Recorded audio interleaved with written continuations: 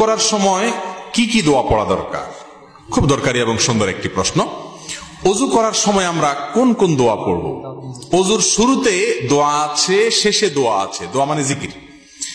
নবী করিম সাল্লাল্লাহু আলাইহি ওয়াসাল্লাম থেকে তিরমিজি বর্ণিত হাদিসে আমরা জানতে পারি, তিনি ইরশাদ করেছেন, লা ওযু লিমান লাম ইউসাম্মিল্লাহ। যে ব্যক্তি বিসমিল্লাহ বলল না, তার ওযু পূর্ণাঙ্গ হবে না। ওযু হবে কিন্তু ওযু কি হবে না?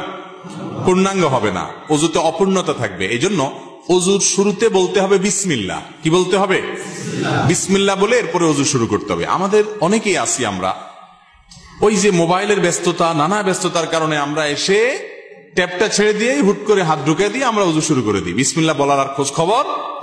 অনেক ইমামদের মতে বিসমিল্লাহ না বললে ওযুই হবে না। যদিও এটা মুফতাবিহি বা ফতোয়া নাই কথার উপরে, এই কথা চাইতে ওযু হয়ে যাবে এটাই সঠিক, কিন্তু ওযু যদি বিসমিল্লাহ বলা ছাড়া করেন, মানটা একটু কম হবে, তরকারি লবণের কমের মতো, এটার কোয়ালিটি একটু কম হবে। কোন রকম হলো আর কি। তো কোন রকম হলে তো হবে না।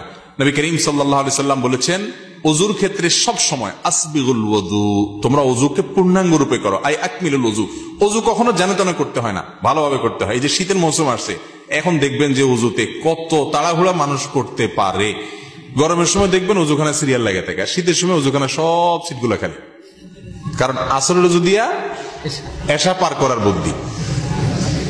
অথচ এরকম চাপাচাপি করে ওযু ধরে রাখা ঠিক না, স্বাস্থ্যের জন্য ক্ষতিকর, আমলের জন্য ক্ষতিকর। এই জন্য ওয়াইলুল আকাবিরান নার হাদিসে আসছে, পায়ের গিরা, গোড়ালি, এই যে চিপা চাপা আঙ্গুলের শুকনা থাকে, এগুলো বিশেষ করে শীতের সময়, অন্য সময় তো বটেই, শীতের সময় বিশেষভাবে এগুলোকে যত্ন সহকারে ধুইতে হয়। যাই হোক, তো ওযুর শুরুতে বিসমিল্লাহ বলতে হবে। কি বলতে হবে? বিসমিল্লাহ। এটা হলো প্রথম ওযুর শুরুর জিকির। আর ওযুর মাঝখানে কিছু পড়তে হবে কিনা, আপনারা অনেক বই পুস্তক দেখেন, সেখানে হাত ধোয়ার একটা দোয়া আছে, কুলি করার একটা দোয়া আছে, মুখ ধোয়ার একটা দোয়া আছে, মাথা মাসা করার আরেকটা দোয়া আছে, পাও ধোয়ার আরেকটা দোয়া আছে। আছে না নেই? এই সবগুলো দোয়া মুখস্থ আছে এরকম কপালওয়ালা একজন মানুষ দেখি? সবগুলো দোয়া মুখস্থ আছে এরকম কেউ নাই? মাশাআল্লাহ, আপনারা দেখা যায় সুন্নাত বেদাতের পার্থক্য ভালো বোঝেন।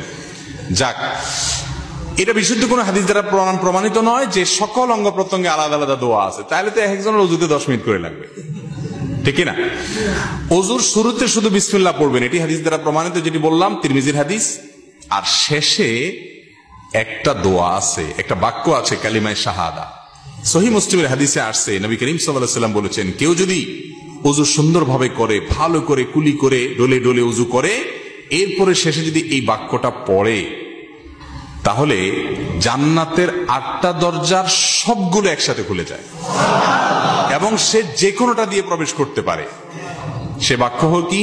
সে বাক্য হলো আশহাদু আল্লা ইলাহা ইল্লাল্লাহু ওয়াহদাহু লা শারীকা লাহু ওয়া আশহাদু আন্না মুহাম্মাদান আবদুহু ওয়া রাসূলুহু। ওযুর শেষ এই কালিমা শাহাদা পাঠ করবেন। এটাকে আমি বলি, এটা হলো জান্নাতের 8 দরজার কমন রিমোট। এক রিমোটে 8 দরজা খুলে যায়, এরকম একটা আমল।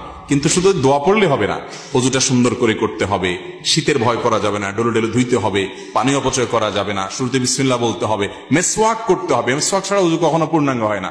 মেসওয়াক কয়জনের পকেটে আছে যদি আমি এখন জিজ্ঞেস করি? আমি নিশ্চিত 10টা হাতে উঠবে না। আমি কি ভুল বলছি?